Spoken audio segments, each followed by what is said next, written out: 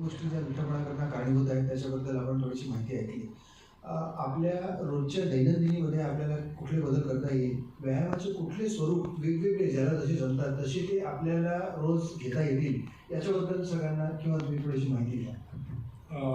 सर्वप्रथम तुमचं अभिनंदन सचिवपद तुम्ही ग्रहण केल्याबद्दल आणि आजचा हा कार्यक्रम बहुजन विकास संघासाठी आयोजन करण्याची परवानगी दिल्याबद्दल धन्यवाद.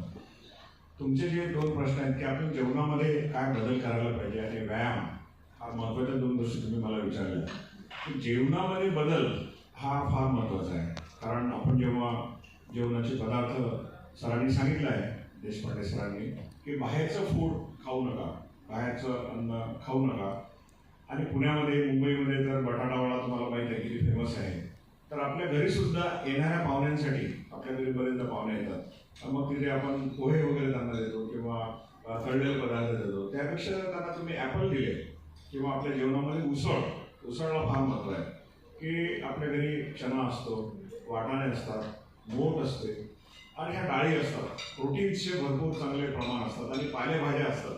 पालेभाज्या म्हणजे माझ्या पेशंटला मी नेहमी सांगतो की लव ग्रीन अँड हेट व्हाईट. तर लव ग्रीनमध्ये कसं आहे की तुम्ही हिरव्या पदार्थांवर प्रेम करा. मेथीची भाजी सगळ्यात चांगली आहे, पालक भाजी आहे, चवळीची भाजी आहे,